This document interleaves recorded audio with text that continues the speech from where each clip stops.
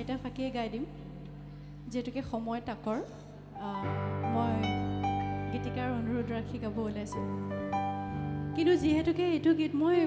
ছাত্ৰ ছাত্ৰীসকলক সুধিব খুজিছোঁ যিসকল অভিভাৱক আছে বা শিক্ষাগুৰু আছে মই সুধিব খুজিছোঁ আপোনালোকৰ কিমানে জোনাক ভাল পায় হাত উঠাই দিলে হ'ল আৰু এই যে দুবৰি বন এইখন ইমান ডাঙৰ ফিল্ড যেতিয়া দুবৰি বনত নিয়ৰ টোপালবোৰ পৰি থাকে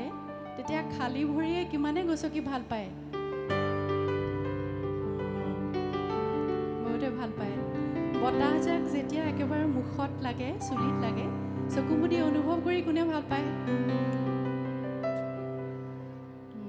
বহুতে ভাল পায় কি হৈছে আমি এতিয়া এনেকুৱা এখন পৃথিৱীত থাকোঁ ৰাতিপুৱাৰ পৰা উঠাৰ পৰা ইমান ব্যস্ততা ইমান কথা যে কেতিয়াবা আমি সৰু সৰু জীৱনৰ ধুনীয়া বস্তুবোৰ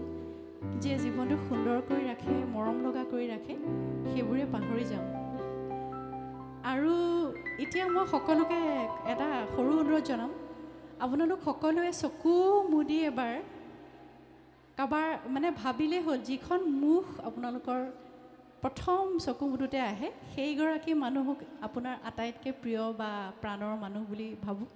এবাৰ চকু মুদি দিলে হ'ল সকলোৱে আমি মুড অলপ দি থাকিব লাগে দিগন্ত লাইট কোনে কৰি আছে অঁ লাইটবোৰ একে অফ কৰিলে হ'ল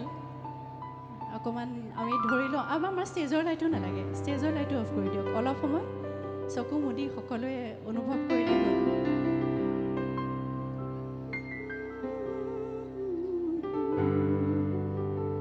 এতিয়া মোবাইলৰ জোনাকী পৰুৱাবোৰ আছে যে অকণমান লাইটটো ওলাই ল'লে হ'ল ভাবি ল'লে হ'ল যে আমি এখন তেনেকুৱা জেগাত আছোঁ য'ত নিয়ৰ আছে জোনাক আছে জোনাকী পৰুৱা অঁ ওলাইছে চবে এতিয়া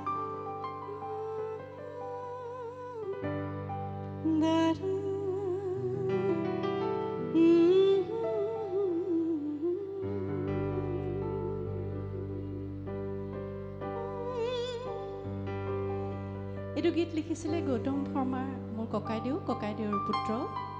ৰাহুল গৌতম শৰ্মা এই গীতটো সংগীত পৰিচালনা কেইবাজনেও কৰিছিলে 4-5জন দীপকেশ বৰগোহাঁই ঈশানু শৰ্মা শইকীয়া